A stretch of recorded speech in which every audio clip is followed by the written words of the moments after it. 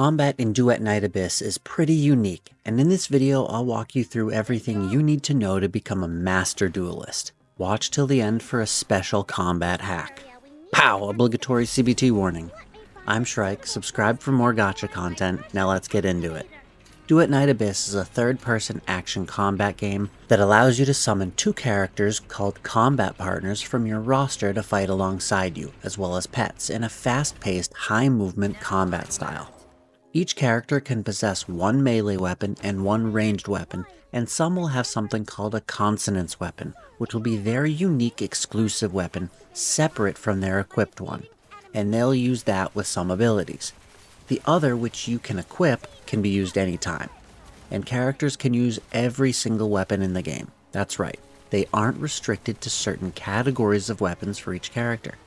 But each weapon will come with its own benefits and drawbacks, including preferred weapon types that give certain characters bonuses. And these benefits and drawbacks will change your character's performance greatly, so you'll want to put some thought into which weapon you give each unit. For instance, Barenika's passive gives her more sanity if she wields a sword, sanity being the resource you expend to use active skills. It's very important when it comes to combat. You'll also want to put some thought into which demon wedges you apply to them, but I'll go over those in their own video.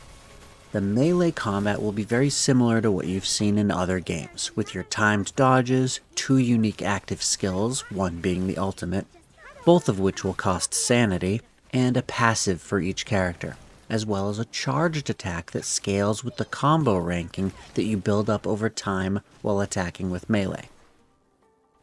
Bear in mind that switching to ranged will zero out your combo meter. Speaking of ranged combat, it will take the form of a third-person shooter, and it's very snappy, and swapping between ranged and melee is very fluid. You'll have an ammo system you need to keep track of, but you'll acquire ammo as you play, so it's not a huge issue, just something to be cognizant of. Aiming down the sights of your gun while falling will slow your fall to an almost stop, allowing a lot of possibilities for creative mid-air combat techniques, though a melee attack in mid-air will only result in a plunge attack. Most of the battles will be with waves and waves of enemies, which will favor big, sweeping AoE attacks, but there are also 1v1 boss battles, which will make use of your ability to time your dodges well. And dealing enough damage to enemies will decrease their stagger bar, putting them in a staggered state and allowing you a chance to run up and do a finisher attack for a huge chunk of damage. In all combat though, it will be beneficial to keep on the move, utilizing slides, helix leaps, double jumps, as well as the aforementioned plunge attacks. Lastly is the promised combat hack.